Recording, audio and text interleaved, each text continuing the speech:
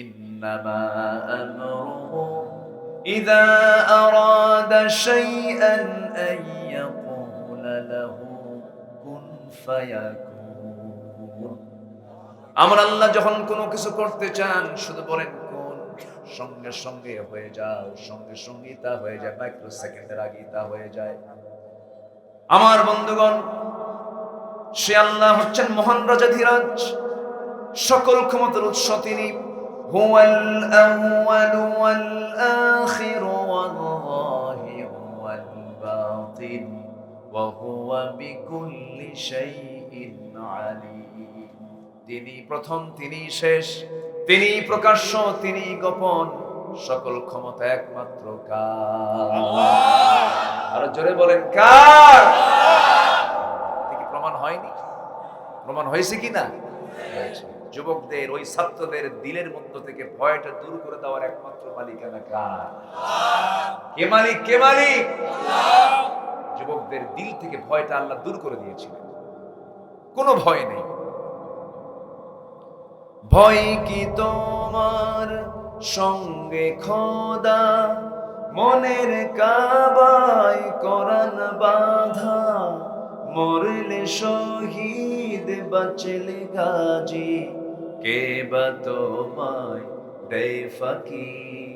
চলো চলো চলো মুজাহিদ, পথে যে এখনো বাকি, ভোলো ভোলো ব্যথা ভোলো, মুছে ফেলো ও আখি। আল্লাহু আকবার। মুগ্ধ মুগ্ধ ছড়িয়ে বিদায় নিয়েছে।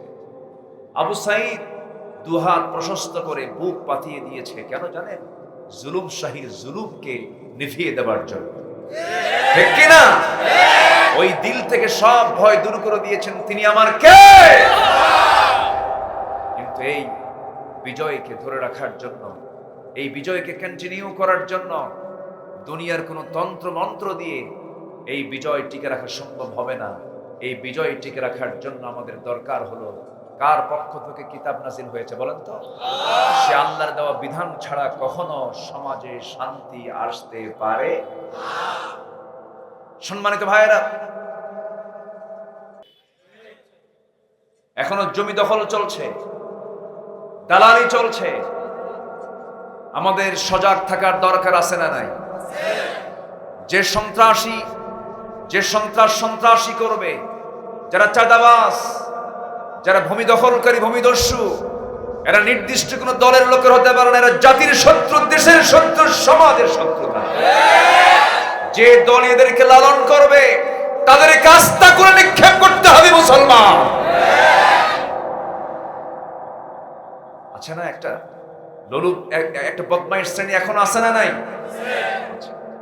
আমরা হারামের কাছে যাব না, জোরে বলি ইনশাআল্লাহ। 5 আগস্টে সন্ধ্যার পর থেকে নিয়ে 2 দিন 3 দিন ধরে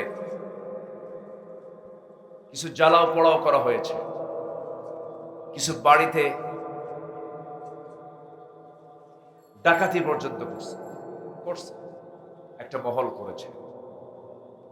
সম্মানিত ভাইয়েরা, ইমানদার কখনো অন্যের বাড়িতে ডাকাতি করতে পারে না, ঠিক কিনা বলেন?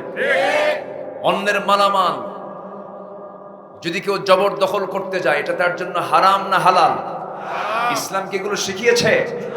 যারা করেছে তাদের সাথে প্রকৃত ইসলাম যারা মানে তাদের কোনো সম্পর্ক ক্লিয়ার করে দিলাম। এক সময় এই সমস্ত বিষয় নিয়ে কথা উঠতে পারে। এদেশের কোন ইসলামী আন্দোলনের কর্মীরা তাদের ওই সমস্ত অপকর্মের সাথে ন্যূনতম কোন সম্পর্ক। সম্মানিত ভাইয়েরা, আমরা হালালকে মানার চেষ্টা করব, জোরে বলি ইনশাআল্লাহ। হারাম কোন পন্থা আমরা অবলম্বন করব। 10টা পয়েন্টে জীবনযাত্রার সুশৃঙ্খল পদ্ধতি নিয়ে কোরআনের আলোকে 10টা নির্দেশনা আল্লাহ তাআলা কোরআনে দিয়েছেন।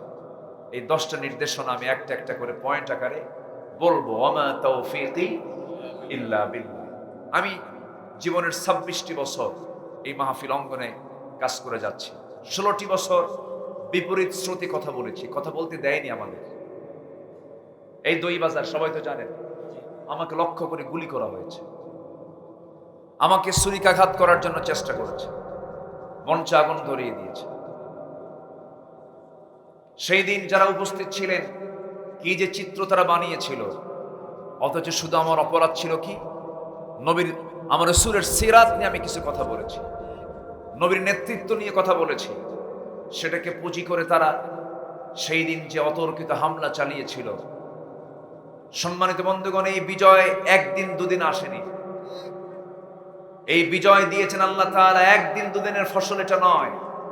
16টি বছর 56,000 বর্গ মাইল গোটা জনপদকে তারা জেলখানা বানিয়েছিল। আর সেই গোটা জমিনের 18 কোটি বাসিন্দাকে তারা বানিয়েছিল ওই জেলখানার কয়েদি। আমি কি ভুল বললাম? ঘরে ঘরে মামলা দিয়েছিল তারা। সাবেক বিচারপতি এস কে সিনহা বলেছিলেন, এই মামলার জট দূর করতে সময় লাগবে 100 বছর। উনি একটু হক কথা বলা শুরু করছিলেন, শেষ পর্যন্ত পাগল বানায়া হিজরত করায়। সম্মানিত ভাইয়েরা, কি চিত্র তারা চিত্রায়িত করেছিল। ছিল 16 বছর, ফেরাউন ছিল হলো, তার হায়াত ছিল হলো 1600 বছর। 16 মিলল কেমন? সংখ্যা খুব মিলে গেছে, ঠিক কিনা? মিলে গেছে। ফেরাউন ছিল 1600 বছর, এরা ছিল কত? 16। ওটা বিগ ফেরাউন, এটা মিনি ফেরাউন। ওটা ওল্ড ফেরাউন, এটা আপডেট নিউ ফেরাউন, ঠিক কিনা? কত নাটক সাজিয়ে চায়না ঘর বানিয়েছে, কত লোমহর্ষক কাহিনী তারা তৈরি করেছে। অতএব 1971 সালের স্বাধীনতা আন্দোলন যারা করেছেন, যারা মুক্তিযুদ্ধ করেছেন,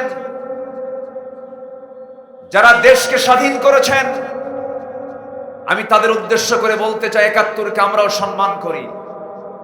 কিন্তু যারা বুক উঁচু করে বলে আমরা মুক্তিযুদ্ধের দল, তাদের চরিত্র যদি এমন হয়, তাদের মুখে আমরা জুতা মারি।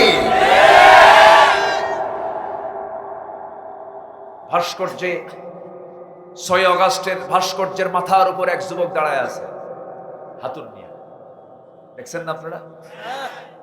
ভাঙতেছে। ডক্টর ইউনূসকে প্রশ্ন করা হলো, এগুলো কি? আমারে প্রশ্ন করেন কেন? তার মেয়েরে প্রশ্ন করেন। এটার জন্য তো আমরা দায়ী না, তার মেয়ে দায়ী। বাপের এই অবস্থা সৃষ্টির জন্য তার মেয়ে দায়ী, আমার কেউ দায়ী নয়। যার যে মর্যাদা, সেই মর্যাদা আমরা দিতে জানি, আমরা সম্মান করতে জানি, কিন্তু আপনারা সম্মান দিতে জানেন নাই। আল্লামা সাঈদীর মতো একটা সম্পদকে আপনারা দিলে দিলে তাকে কষ্ট দিয়ে মেরেছেন। আপনারা চিনতে পারেন নাই, কিন্তু এই জাতি আল্লামা সাঈদীকে চিনেছে। তার বড় প্রমাণ, তার শুধু মামলার রায় হয়েছিল 2012 সালে। শতাধিক তাজা প্রাণ রাজপথে ঢেলিয়ে দিয়ে প্রমাণ করেছে দেশের মানুষ আমরা জীবন দিয়ে আলেমদেরকে ভালোবাসি। কই আপনি তো পালালেন, কেউ তো নাই, কেউ তো নাই, কেউ তো আপনার পক্ষে একটা কথাও বলে না, কেউ নাই। আনসার কষ্ট পাচ্ছেন নাকি আপনারা? কথা বলি। আমরা কখনো কাউকে অসম্মান করে কথা বলিনি কোনোদিন, এখনো বলি না, বলবো না। সম্মান রেখেই কথা বলতে চাই। আসুন, ফিরে আসুন। কোন নেতৃত্ব মানতে যান যে নেতা পালায়? আপনি বিপদে পড়ে আছেন। ইসলামের নেতৃত্ব এমন নয়। ইসলামের নেতৃত্ব হলো নেতাই বিপদে থাকে, কর্মীকে নিরাপত্তা রাখে। যেরকম আল্লাহু আকবার। ইয়ারমুখের যুদ্ধের দিকে তাকান, বদর যুদ্ধের দিকে তাকান, উহুদ যুদ্ধের দিকে তাকান। উহুদের ময়দানে সবচেয়ে বেশি রক্তাক্ত হয়েছেন মুহাম্মদ সাল্লাল্লাহু আলাইহি ওয়াসাল্লাম। তায়েফের ময়দানে সবচেয়ে বেশি রক্তাক্ত হয়েছেন মুহাম্মদ সাল্লাল্লাহু। জেল খেটেছেন 3.5 বছর মুহাম্মদ সাল্লাল্লাহু। সব জায়গায় নেতা অনুপস্থিত না উপস্থিত? আমার দেশে কিছু নেতাও আছে অনলাইন নেতা, কি লাইন নেতা? জেল খাটতে রাজি না, ওগুলো বাদ দেন। যে নেতা মাঠে থাকবে না, যে নেতা মিছিল মিটিং এর সামনের কাতারে থাকবে না, ওগুলো সব হাইব্রিড নেতা, সব পালায় যায়, ওদের পালায় গেছে, ঠিক কিনা? মাঠে থেকেছেন মুহাম্মদ সাল্লাল্লাহু আলাইহি ওয়াসাল্লাম। এগুলো বুঝতে হয়, বুঝে শুনে দল করতে হবে। দল তো করতেই হবে একটা, দল ছাড়া জান্নাত মিলবে না। যে লোক বলে আমার কোনো দল নাই, ওটা পাক্কা শয়তান। আসলে এরকম কিছু লোক আছে, ভাই এত ঝামেলা বুঝি না, আমার কোনো দল নাই, দেখতে শয়তান ওই রকম। যে বলে আমার কোনো দল নাই, যে বলে আমার কোনো দল নাই, আমি নির্দলীয়, নিরপেক্ষ। নিরপেক্ষ শব্দটার উৎপত্তি হয়েছে শয়তান থেকে। আমাদের দল করার অর্ডার দিয়েছেন তিনি কে? আসতে বলবেন না কে? আল্লাহ অর্ডার দিয়েছেন। আয়াত বলতে গেলে তো বহু সময় লেগে যাবে। আয়াত বলি বলবো। আল্লাহ রাব্বুল আলামিন বলেন, ওয়ালতাকুম মিনকুম উম্মাতুন ইয়াদউনা ইলাল খায়রি ওয়া ইয়া'মুরুনা বিল মা'রুফি ওয়া ইয়ানহাউনা আনিল মুনকার। তোমাদের ভিতরে এমন একটি দল থাকা দরকার, যে দল মানুষকে সৎ কাজের আদেশ দেবে, অসৎ কাজের বাধা দেবে। এটাকে একজন দিয়ে সম্ভব নাকি? দুজন দিয়ে সম্ভব নাকি? একটা টিম দরকার, একটা দল দরকার, একটা ইউনিট দরকার। যে দলের নেতা থাকবে, যে দলের কর্মী থাকবে, নির্দিষ্ট লক্ষ্য উদ্দেশ্য থাকবে, এমন একটা দল তোমাকে করতেই হবে। এই অর্ডারে নির্দেশনা দিয়েছেন তিনি আমার কে? এবং আল্লাহ বলেছেন, ওয়া মাইয়াতাওয়াল্লাল্লাহা ওয়া রাসূলুহু ওয়াল্লাযীনা আমানু ফাইন্না হিজবাল্লাহি হুমুল গালিবুন। আল্লাহর দলই বিজয়ী হয়ে যাবে। এইজন্য আল্লাহর দল আমাকে আপনাকে করতে হবে। যে দলের নেতার সাথে আমার নবীর চেহারার মিল থেকে যাবে, আমার নবীর সুন্নাত, আমার নবীর সিরাতের মিল থেকে যাবে, সেই নবীর চরিত্রের সঙ্গে যে নেতার চরিত্রের মিল থেকে যাবে, সেই দল, সেই নেতা আমাকে মানতে হবে, সেই দল আমাকে করতে হবে। দল আমাকে করতেই হবে। দলটা করা সুন্নাত না ফরজ? আরো জোরে বলেন, ফরজ। অনেকে এটা বুঝতে চান না, ভুল ব্যাখ্যা দেন। কারণ দল করতে গেলে তো বহু ঝড় ঝাপটা আসবে, বহু কিছু ফেস করতে হবে। এই জন্য দলকে এড়িয়ে যেতে চান এমন কিছু হুজুর আমার দেশে আছে না নাই? আসতে বলবেন না, আছে না নাই? খতিবা মসজিদ থেকে পালায়, খতিবা মসজিদ থেকে পালাইছে নাই, 2 সপ্তাহে আবার দখল করতে আসছে। এক জুম্মায় এসে দখল করতে আসছে, দখল তো হয়ই নাই। জুতার বৃষ্টি, জুতা নিক্ষেপ শুরু হয়ে গেছে। পরে সাংবাদিকদের ব্রিফ করছেন, ওই অপদার্থ বলবো, বেয়াকুব বলবো, যোগ্য পিতা ছিল তার পিতা, যোগ্য পিতার এই সন্তান। উনি বলে ফেললেন যে এত পরিমাণ জুতা নিক্ষেপ হলো, আল্লাহর শুকরিয়া, আমার গায়ে একটা জুতাও লাগে। ব্রিফ করে বলতেছে, সম্মানিত ভাইয়েরা, আমরা বেতনভুক্ত কোন ইমাম খতিব আমরা বাইতুল মুকাররমে দেখতে চাই না। আমরা বাইতুল মুকাররমে দেখতে চাই সেই খতিবকে যিনি হবেন বঙ্গভবনের বাসিন্দা। বঙ্গভবন থেকে তিনি এসে বাইতুল মুকাররমের নামাজ পড়াবেন, এমন নেতা আমরা দেশে দেখতে চাই কিনা বলেন? রাজি আছেন কারা কারা? হাত উঁচু করে দেখা।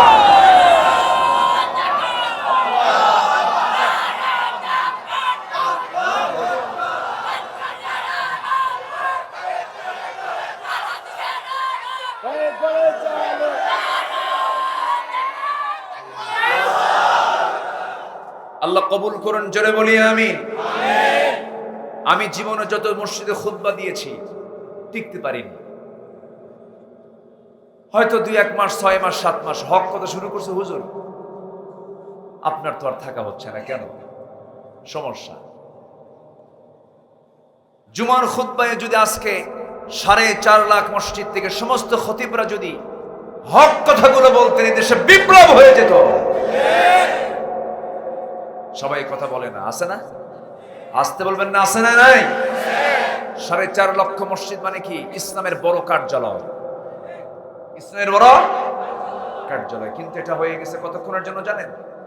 এই মসজিদের টাইম ডিউরেশন হলো ফজরের সময় আজান দেওয়ার সময় মুয়াজ্জিন দরজা খোলে, তালা খোলে, নামাজ শেষ আবার তালা মেরে থুয়ে চলে আসে, গেল 20 মিনিট। জোহরে টানা এরকম 20 থেকে 30 মিনিট, আসর ওরকম 20-25 মিনিট, মাগরিব ওইরকম 20-25 মিনিট 30 মিনিট, এশার নামাজ ওইরকম, তালা মারে আবার তালা খোলে। মসজিদের কার্যালয় এটা একটা দলীয় কার্যালয় বলবো, ইসলামের কার্যালয় বলবো আমি। 24 ঘন্টায় মসজিদের কাজ আছে না? আসতে বলবেন না, আছে না? নাই। মসজিদে পাঠাগার থাকবে, মসজিদে দিন বোঝার পরিবেশ থাকবে। ম্যাক্সিমাম মসজিদগুলো আমি যখন সফরে থাকি তালা মারা, বিশাল মসজিদ, মাগরিবের জামাত পাইনি, রাস্তায় গাড়ি থামায় নামাজ পড়বো, তালা মারা। আমি কি ভুল বলতেছি? মসজিদ কি তালা মারার জন্য? মসজিদ তালা মারার জন্য? এটা তো মন্দির নয়, মুসলমানদের জন্য মসজিদ। সকল কিছুর কেন্দ্রবিন্দু হবে, গ্রামের সকল কাজ হবে মসজিদ থেকে, নেতৃত্ব আসবে মসজিদ থেকে। গ্রামের মাতব্বর যেটা নামাজ পড়ে না, যেটা নামাজ পড়ে সে কি গ্রামের মাতব্বর হতে পারে? এগুলো মাথায় নেবেন, সব অনলাইনে চলে যাক কথাগুলো। গ্রামে গ্রামে বেনামাজির তালিকা তৈরি করতে হবে, দাওয়াতি কাজ করতে হবে। মাতব্বর বাপ ছিল, তার দাদা ছিল, তার 14 গোষ্ঠী থাকুক, তুই নামাজ পড়িস না, তোর মাতব্বরই চলবে, নামাজ ধর। ঠিক কিনা? আমি কি ভুল বলছি? নামাজ ধর, বিড়ি খাওয়া ছাড়।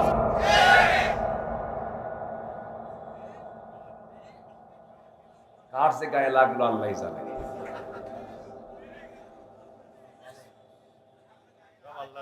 বুঝে আসে না আমার গ্রামের মাতব্বর।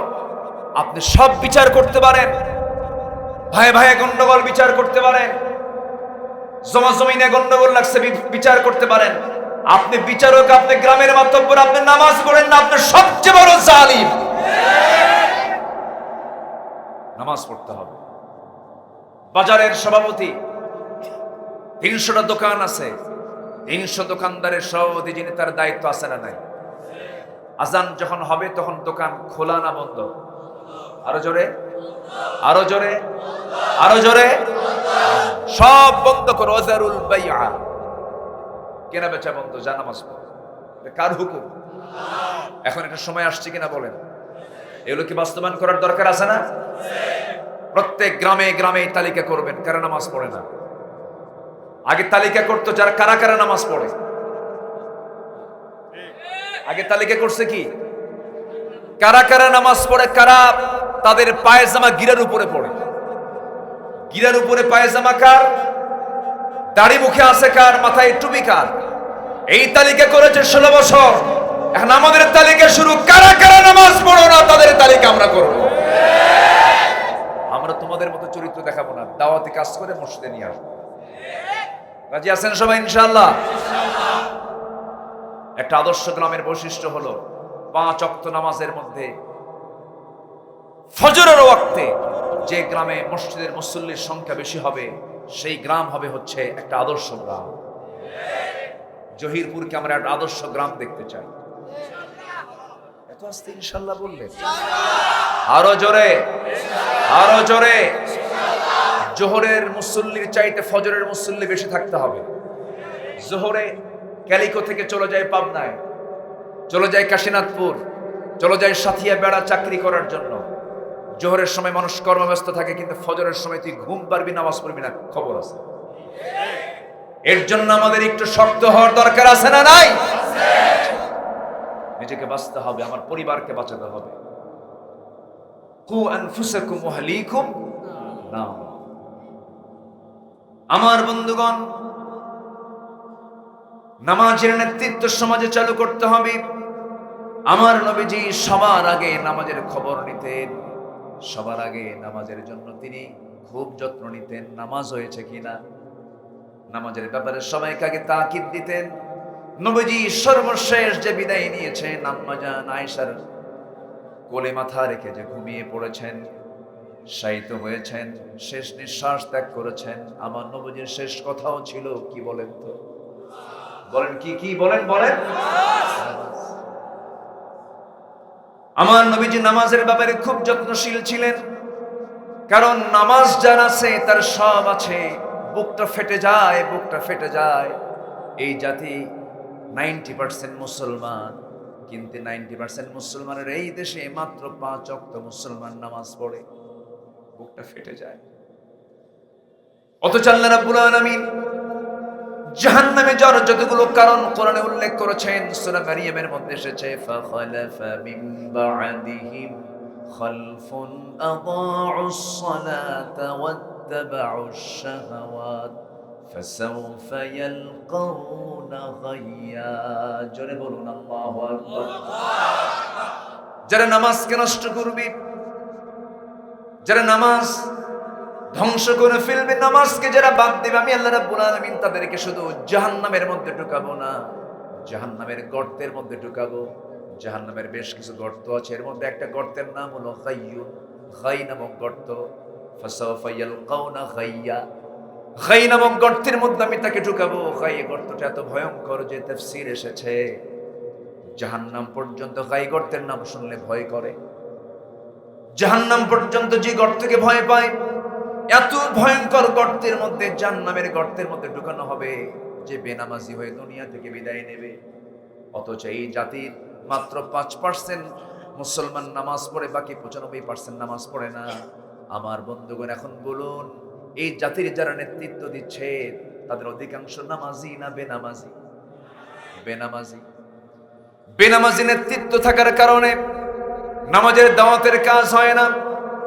যে দলের দলীয় কর্মসূচিতে নামাজের কথা নাই, যে দলের নেতা নামাজ পড়ে না, যে দলের দলীয় কর্মসূচিতে নামাজ নাই, যে দলের জনসভায় গেলে পরে নামাজের কোনো কার্যক্রম নাই, জোহর চলে যায়, আসর চলে যায়, মাগরিব চলে যায়, নামাজের কোনো কর্মসূচি থাকে না, আজান হয়ে গেছে এখন নামাজ পড়েন, এমন বক্তব্য, এমন জাতীয় নির্দেশনা যে দলের মধ্যে থাকে না, সেই দল কখনো বৈধ হতে পারে না, সেই দল করা হারাম। আসতে কয় এরকম হারাম দল আমার দেশে তো নাই।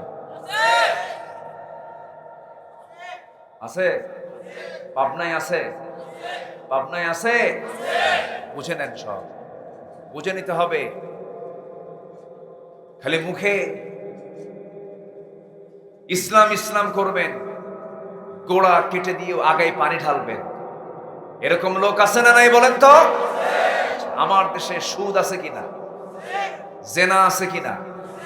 সুদ কি রাষ্ট্রীয়ভাবে অবৈধ না বৈধ? ইসলামে অবৈধ। জেনাটা রাষ্ট্রীয়ভাবে অবৈধ না বৈধ? বৈধ। রাষ্ট্রীয়ভাবে বৈধ, কারণ প্রস্টিটিউশনে যারা বেশ্যাবৃত্তি করে বেড়াচ্ছে তাদের লাইসেন্স, সেক্স ওয়ার্কারের লাইসেন্স আছে না নাই? তাহলে এটাও বৈধ। তাহলে রাষ্ট্রীয়ভাবে সেক্স বৈধ, জেনা বৈধ, সুদ বৈধ, বেপরদায় থাকলেও কোনো সমস্যা নাই, বৈধ। তাহলে আমরা মুসলিম, কিন্তু আমাদের রাষ্ট্রের যে আইনগুলো আছে এটা কি মুসলিম আইন না অমুসলিমদের আইন? বলেন কাদের আইন বলেন তো? অমুসলিমদের আইন। এই অমুসলিমদের আইনকে যারা চালু করতে চায় তারা কি প্রকৃত মুসলিম হতে পারে? আসতে বলবেন, হতে পারে? এজন্য আগে হারামকে বাদ দিতে হবে, আগে তাগুতকে বর্জন করতে হবে, এরপর ঈমান আনতে হবে। আগে ঈমান আনা, আগে কাফের হতে হবে, আগে তাগুতের কাফের হতে হবে। আগে কিসের কাফের হতে হবে? তাগুতের কাফের। আগে কাফের হন, এরপর ঈমান আনেন। হয়তো প্রশ্ন করবেন, হুজুর আপনি এবার কি বললেন? কিসের কাফের হব আমরা? তাগুতের কাফের। আল্লাহ রাব্বুল আলামিন বলেন, ফামান ইয়াকফুর বিত-তাগুতি ওয়া ইউমিন বিল্লাহি ফাকাদ ইসতামসাকা বিল উরওয়াতিল ওয়ুসকা লা ইনফিসামা লাহা। জোরে বলুন আল্লাহু আকবার। তাগুতকে পরিহার করো, তাগুতের কাফের হয়ে যাও, এরপর আল্লাহর প্রতি ঈমান আনো, আল্লাহর বিধানকে মেনে চলো, হারামকে বর্জন করো, হালালকে গ্রহণ করো। আল্লাহ রাব্বুল আলামিন বলছেন, কুলু মিম্মা রাযাকাকুমুল্লাহু হালালান তাইয়্যিবা ওয়াত্তাকুল্লাহাল্লাযী আনতুম বিহি মুমিনুন। জোরে বলুন আল্লাহু আকবার। সূরাতুল মায়েদা 87-88 নম্বর আয়াত, যা দিয়ে আমি তেলাওয়াত শুরু করেছি। আল্লাহ রাব্বুল আলামিন বলেছেন, যা তুমি খাবে হালালটা খাবে, হারামটা খাবে না। হারামের কোনো আরাম, হারামের কোনো আরাম নাই। 16 বছর যা খাইছিল, যা লোপাট করেছে, তা কিন্তু কিছুই করতে পারে নাই। টাকা দিয়ে যে সব কিছু হয় না, তার বড় প্রমাণ হলো সালমান এফ রহমান ওরফে দরবেশ বাবা। টাকা দিয়ে সব হয়? কত টাকা পয়সা। এদেশের টপ লিস্টেড একজন ধনী, ধর্মের ব্যবসা আমরা করি না। চিন্তা করেন দাড়িটা রাখছে কেমনে, কি সুন্দর দাড়ি, মাথার চুল সাদা, দাড়িটাও সাদা, মানুষটাও সাদা, এত সুরত সুন্দর, মনে হয় আকাশ থেকে জিব্রাইল নাজিল হয়েছে, এত সুন্দর চেহারা। বাঁচার জন্য কি চেষ্টা, টাকা দিয়ে তো লাভ হলো না। নৌকায় চললেন, কিন্তু নৌকা ভিড়ে জমা হয়েছে হলো কোস্টগার্ডের সামনে। কোস্টগার্ড ধরে ফেলেছে তার বন্ধু আইনমন্ত্রীকে। আইনমন্ত্রীকে ধরে যখন নিয়ে যায়, আইনমন্ত্রীকে আমার একা ধরো কেন, ওই যে দরবেশ বসে আছে। দেখেন জালিম জালিমকে ছাড়ে না, কিন্তু একজন মুমিন মুমিনকে নিরাপত্তা দেওয়ার জন্য পাগল হয়ে যায়। বলি আলহামদুলিল্লাহ। ঠিক আছে না? আমার কষ্ট হোক, আমার ভাই বেঁচে যাক। আর এরা কি বলতেছে, আমার শুধু একা কষ্ট, তুইও বল, বলে দিল। কই দরবেশ কেন, ওই যে দেখা যায় কেন, মাথার চুল তো কালো, কালো বানাইছে, মাথার চুল কালো আর দাড়ি তো আউট করছে। তাহলে দাড়ি রেখেছিল কি সুন্নত মনে করে না ব্যবসা মনে করে? বলেন বলেন বলেন বলেন। সুন্নত মনে করলে কি দাড়ি কাটতো? সে কি দাড়ি রাখছে কি সুন্নত মনে করে না ব্যবসা মনে করে? আবার আরেকজন চলে গেছে সিলেটে বাঁচার জন্য, ও আবার বাঁচার জন্য কাটা দাড়ি আবার রাখছে। ঠিক আছে না? দাড়ি রাখছে, বড় হয়ে গেছে। একজন বিচারপতি চলে গেল সিলেটে বাঁচার জন্য। সিলেটবাসীকে ধন্যবাদ, একদম বিসি শুদ্ধ আউট করছে। সম্মানিত ভাই, ধর্মের ব্যবসা আমরা করি না। ধর্মের ব্যবসায়ী তারাই চ্যাম্পিয়ন, যারা তাদের সুবিধায় দাড়ি রাখে, দাড়ি কাটে, যারা মাথায় পট্টি বাঁধে নির্বাচনের আগে, আবার দুর্গা পূজায় কালো পট্টি বাদ দিয়ে সেখানে তিলক লাগায়। ঠিক কিনা? ইসলামকে কতটুকু মানে জাতির কাছে সম্পূর্ণ সুস্পষ্ট। পরিবারের দিকে নজর দিলে সব টের পাওয়া যায়। পরিবারের দিকে নজর দেন, কাদের মধ্যে ইসলামের কালচার আছে, কাদের মধ্যে ইসলামের কালচার নাই। ওয়ালা তানকিহুল মুশরিকাত হাত্তা ইউমিননা, কোন মুশরিকা নারীকে তোমরা বিবাহ করো না যতক্ষণ না ঈমান না এনেছে। সবগুলো ছেলের বউ সব ইহুদি খ্রিস্টান। ঠিক কি না? কথা বললে আমরা দোষী হয়ে যাই। কষ্ট পাচ্ছেন নাকি আপনারা? হিন্দু মেয়েকে বিয়ে করা জায়েজ, কিন্তু হিন্দু হয়ে না মুসলমান হয়ে। খ্রিস্টান মেয়েকে বিয়ে করা জায়েজ, কিন্তু খ্রিস্টান থেকে না মুসলমান হয়ে। কিন্তু আমার দেশের একটা ফতোয়া আছে, লাকুম দীনুকুম ওয়ালিয়া দীন, বুখারী শরীফের 40 বার। তোমার দিন তোমার কাছে, আমার দিন আমার কাছে। কথা কি বোঝা যায়? তাহলে বউ হিন্দু, স্বামী মুসলমান, এরকম পরিবার যদি গড়ে ওঠে, সন্তানটা কি হবে? ও হিন্দু হবে না মুসলমান হবে? ভারতের একজন অভিনেতা আছে, বান্দর দেখতে ওইরকম। কি নাম যেন? হ্যাঁ, শাহরুখ। এই শাহরুখ খান, আমার দেশের কিছু যুবকরা ওর ফলোয়ার। এরকম ফলোয়ার যদি হও, কিয়ামতের দিন ওর সঙ্গে তোমার হাসর নাসর হবে। ঠিক কিনা? এই শাহরুখ, তার স্ত্রী হলো গৌরী। তার স্ত্রী কি? গৌরী। এখন এরা করে কি জানেন? ঈদের দিনে নামাজ পড়ে, দুর্গা পূজায় পূজা করে। দুর্গা পূজায় পূজা করে, আল্লাহ খুশি থাক, শয়তানও বেজার না হয়। এটার নাম কি ইসলামকে মানা? এই জাতীয় চিন্তা চেতনার ধ্বজাধরী কিছু মুসলিম নামধারী মুনাফিকের বাচ্চারা আছে না নয়? ইসলাম মানতে হবে 1 আনা 16 আনা। 16 আনা ইসলাম মানতে হবে। হারাম কাজে যাওয়া যাবে না। আল্লাহ বলেছেন হালাল খাও, হালাল পথে চলো। নাম্বার 1। নাম্বার 2 হলো হারাম খাদ্য বর্জন। আল্লাহ রাব্বুল আলামিন সূরাতুল মায়েদার 3 নম্বর আয়াতে সুন্দর করে লম্বা একটা আয়াত দিয়েছেন, হারামের তালিকা দিয়েছেন। হালাল খাবার দুনিয়াতে কম না বেশি? বেশি। হারাম খাবার কম, হারামের সংখ্যা কিন্তু বেশি না। হারামের সংখ্যা কম, হালালটাই বেশি। কিন্তু আল্লাহ রাব্বুল আলামিন যে খাদ্যগুলোকে হারাম করছেন তার দিকে বান্দার নজর বেশি। আল্লাহ সুন্দর করে বলছেন, হুররিমাত আলাইকুমুল মাইতাতু ওয়াদ-দামু ওয়া লাহমাল খিনজিরি ওয়া মা উহিল্লা লিগাইরিল্লাহ। তোমাদের জন্য মৃত প্রাণী, রক্তকে, শূকরের মাংসকে হারাম করা হয়েছে। হারাম করা হয়েছে যা আল্লাহর নামে জবাহ হয় না, এমন কিছু প্রাণীকে হারাম করা হয়েছে। আল্লাহ রাব্বুল আলামিন সবগুলো তালিকা দিয়ে দিয়েছেন। আল্লাহ তাআলা যেটাকে হারাম করেছেন তার মধ্যে বান্দার অকল্যাণ আছে না নাই? বলেন, অকল্যাণ আছে। সেই হারাম খাবারের দিকে আমরা যাব না। জোরে বলি ইনশাআল্লাহ, আরো জোরে বলি ইনশাআল্লাহ, আরো জোরে বলি ইনশাআল্লাহ। আমার বন্ধুগণ, আমার দেশের বহু হোটেল আছে, দেশের বিভিন্ন প্রত্যন্ত অঞ্চল থেকে মুরগিগুলো নিয়ে যায় ঢাকার দিকে। সব মুরগি তাজা না, কিছু মরা থাকে। তাজা মুরগিগুলো একটু ভালো দামে বিক্রি হয়, মরাগুলোও কিন্তু মোটামুটি দামে বিক্রি হয়। হালাল না হারাম? যারা হোটেল চালান, যারা ব্যবসা করছেন, এই যে মরা প্রাণীগুলো খাওয়াচ্ছেন, আপনার সকল বিজনেস গুলো কি হয়ে যাচ্ছে বলেন? হারাম। এই সমস্ত কথাগুলো কি বলার দরকার আছে? আমার বন্ধুগণ, আপনি নিজে হারাম খাচ্ছেন, অন্যকে খাওয়াচ্ছেন, আপনার জন্য জাহান্নাম বরাদ্দ হয়ে যাবে। নাম্বার 3 হলো সুদের ব্যাপারে। আল্লাহ রাব্বুল আলামিন কড়া কথা বলে দিয়েছেন। সুদ তো ওয়াজ করে বন্ধ হয় না, সুদ ওয়াজ করে কখনো বন্ধ হবে না।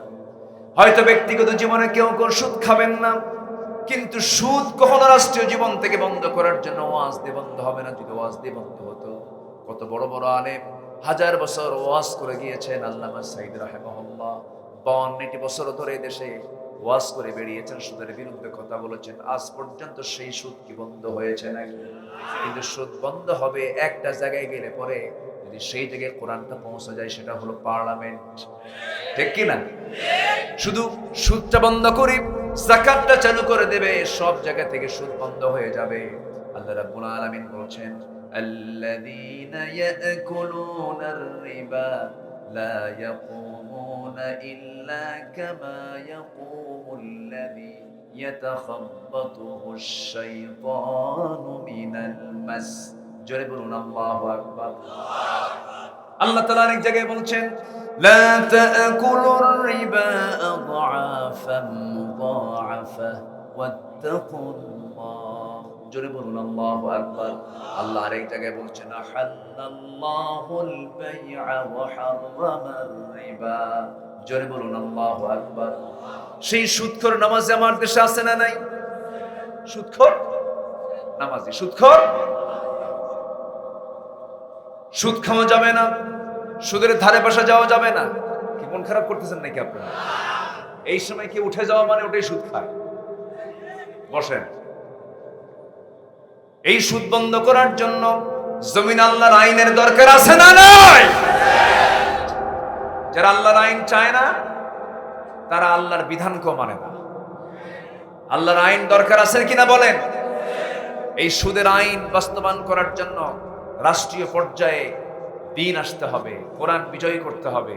এমনি এমনি হবে না। রাসূল যেমন দিন কায়েমের সংগ্রাম করতে গিয়ে দাঁত ঝরিয়েছেন উহুদে,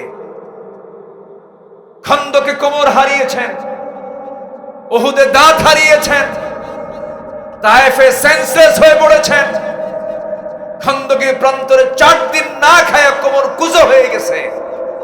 তেমনি দিন কায়েমের জন্য রাসূলের জীবন থেকে যদি দাঁত হেরে যায়, কোমর হেরে যায়, এই জমিনে দিন কায়েমের জন্য যদি আমাদের রক্ত দিতে হয়, জান দিতে হয়, মাল দিতে হয়, রাজি আছেন?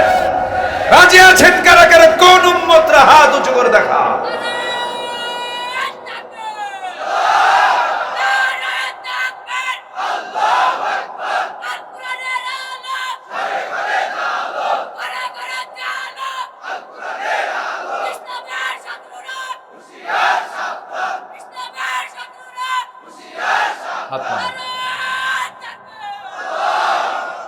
শত্রুরা কই?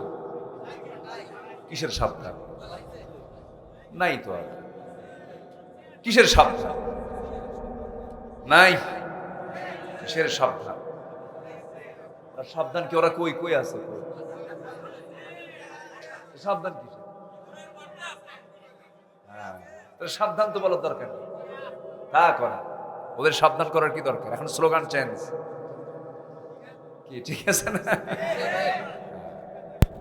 শিখিয়ে দেব। সম্মানিত বন্ধু, তাহলে ইসলামের শত্রু আছে, আছে না নাই বলেন? শত্রু কারা? যারা এই জমিন আল্লাহর দিন চায় না। এমন শত্রু আছে না নাই? আমরা তাদের ব্যাপারে সতর্ক থাকবো। জোরে বলি ইনশাআল্লাহ।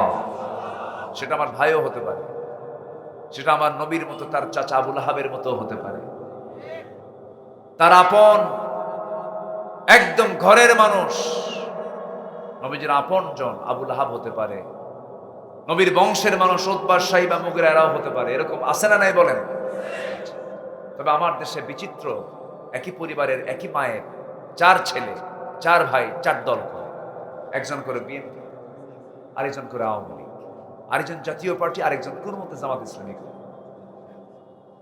তো যে দল ক্ষমতায় আসে এই বাকি 3 জনকে ওর কাছে গিয়ে বসে, শোন ভাই ক্ষমতায় তুই আসিস 5 বছর দেখিস। এরকম আছে কিনা বলেন? আছে কিনা? এটার নাম দল করা নয়। দুঃসময়ে সুসময়ে টিকে থাকতে হবে ইসলাম নিয়ে। কি নিয়ে টিকে থাকতে হবে? আল্লাহ কবুল করুন। জোরে বলি আমিন। আমি 2018 সালে আপনাদের পাবনার একটা করা মামলায় আমি গ্রেফতার হই। আমাকে জেলখানায় ঢুকালো, ঢুকলাম, ঢুকিয়ে দিকে এক মুরব্বী 86 বছর বয়স আমার দেখে লম্বা একখান সালাম দিয়ে বলে, হুজুর খুব ভালো লাগতেছে আপনি আসলেন। বললাম আমি জেলে ঢুকলাম আপনার ভালো লাগে? হ্যাঁ, ওয়াজ তো শুনতে চাই, ওয়াজ শুনেও বহু দূর থেকে, দেখা সাক্ষাৎ হয় না, এখন কাছাকাছি থাকবো, মজার মজার ওয়াজ শুনবো। তো ওনাকে বললাম, চাচা আপনি এই বুড়ো বয়সে জেলখানায় কেন? বাবা আমার নামে একটা মামলা হয়েছে। কি মামলা? বিষ ফোড়া। কি ফোড়া? মানে বিস্ফোরক বলতে পারে না, কি কয়? বিস্ফোরক। তো বললাম, চাচা আপনার এই মামলার নামই তো বলতে পারতেন না। বাবা এটা কি আসলে? এটা কি খায় না কি করে? মানে বিস্ফোরক মামলাটা কি? যে মুরব্বির জানাই নাই তার নামে দিয়েছে হলো বিস্ফোরক মামলা। উনি বিস্ফোরণ ঘটাইছে, অথচ বয়স হলো 86 বছর। বিস্ফোরণ। এই নাটকগুলো তারা সাজিয়েছিল। 2011 সাল আল্লামা সাইদির পাবনা বিদায়ের পর থেকে নিয়ে 2011, 12, 13, 14 আমান ট্রাস্টের 2 দিন ব্যাপী তাফসির মাহফিল, এই নগণ্য আল্লাহর এই নগণ্য গোলাম দিয়ে আল্লাহ তাআলা এটা চালিয়েছিলাম 14 সাল পর্যন্ত। দুই বাজারে যে সমস্ত বদমাইশরা কোরআনের মাহফিলে যারা আগুন ধরিয়ে দিয়েছিল, আজ তারা কোথায়? ঠিক কিনা? আল্লামা সাইদি আজ থেকে 20-25 বছর আগে বলেছিলেন, এমন একটি সময় আসবে তারা পালানোর জন্য একটি ইঁদুরের গর্ত খুঁজে পাবে না। তিনি যে আল্লাহওয়ালা ছিলেন তাতে কোনো সন্দেহ আছে বলে আমার মনে হয় না। গাছের গোড়ে এমন নাড়া দেব মামু বাড়ি দিল্লি গিয়ে পড়বা। একদম সোজা গিয়ে পড়ছে কোথায়? সম্মানিত ভাইয়েরা, কোথাও যায় নাই, একদম যা বলেছেন আমাদের আল্লাহ তাই হয়েছে।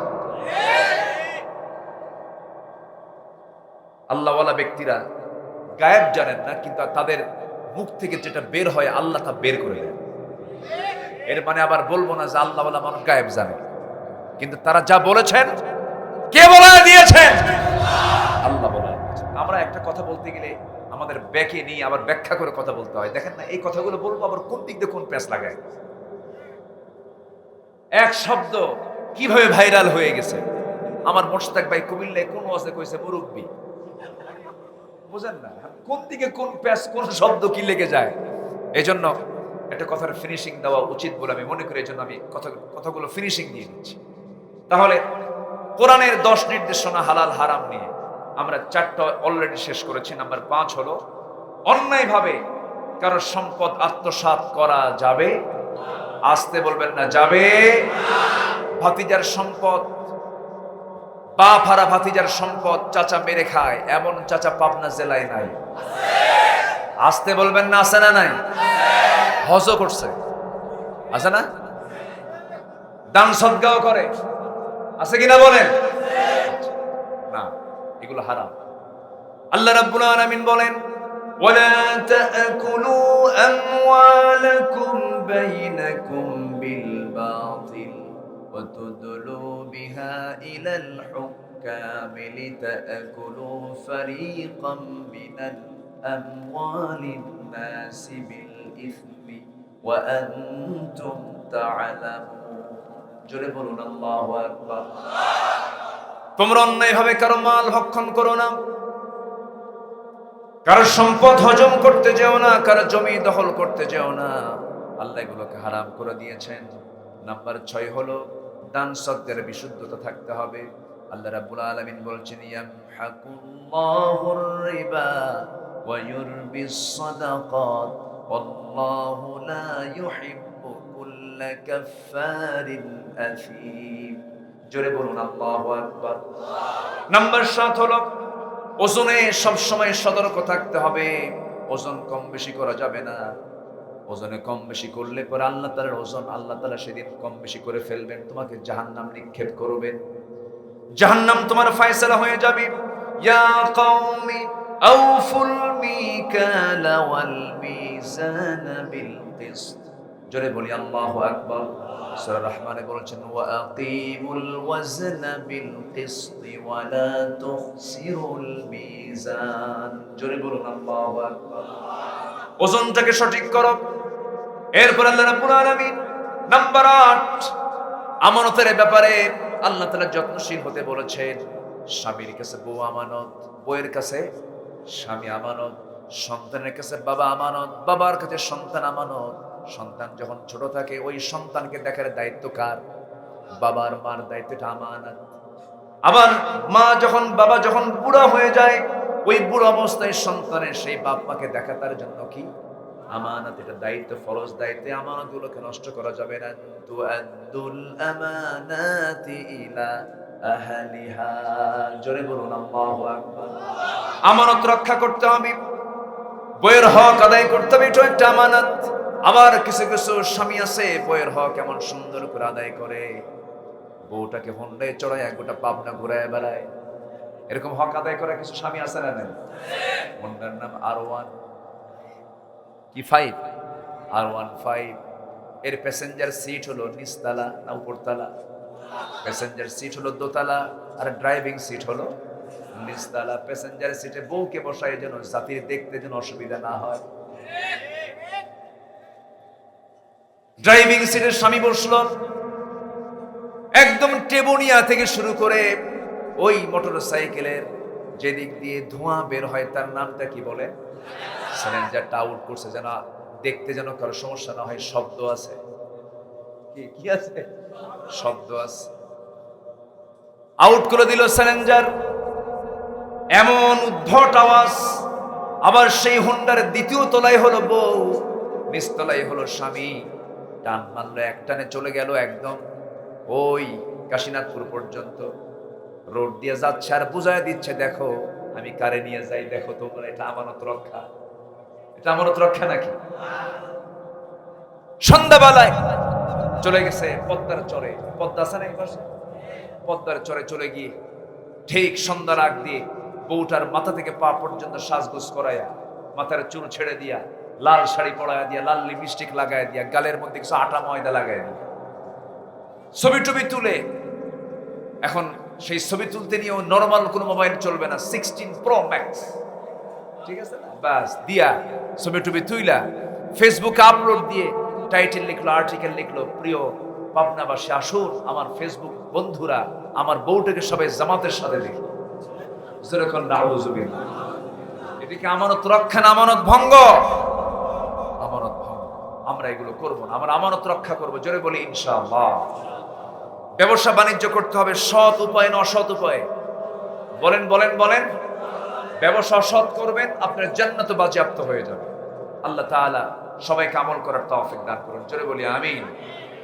এরপরে নাম্বার 10, পবিত্র জীবনের সৌন্দর্য এবং শ্রেষ্ঠ পুরস্কার। আল্লাহ তাআলা বলছেন, যদি কেউ হালাল জীবন গ্রহণ করতে পারে, আমি আল্লাহ তাআলা তাকে সুন্দর জান্নাত দেব, সে নারী হোক আর পুরুষ হোক। নারীর জান্নাত মনে হয় ছোট আর পুরুষের জান্নাত বড়, নাকি এরকম কিছু নাকি? পুরুষ যে জান্নাত পাবে, নারীও সে জান্নাত পাবে। আল্লাহ রাব্বুল আলামিন বলেন, মান আমিলা সালিহান মিন যাকারিন আও উনসা ওয়া হুয়া মুমিনুন ফালানুহয়িয়ান্নাহু হায়াতান তাইয়্যিবাহ ওয়া লানাজজিয়ান্নাহুম আজরাহুম বিআহসানি মা কানু ইয়ামালুন। জোরে বলুন আল্লাহু আকবার। সূরাতুন নাহল 97 নম্বর আয়াত আল্লাহ রাব্বুল আলামিন বলছেন, যে বান্দা ভালো আমল করবে, হারামকে বর্জন করে হালালকে গ্রহণ করবে, সে পুরুষ হোক আর নারী হোক, আমি তাকে সুন্দর পবিত্র জীবন দিয়ে দেব এবং সুন্দর জান্নাত আমি তাকে দিয়ে দেব। জোরে বলি সুবহানাল্লাহ।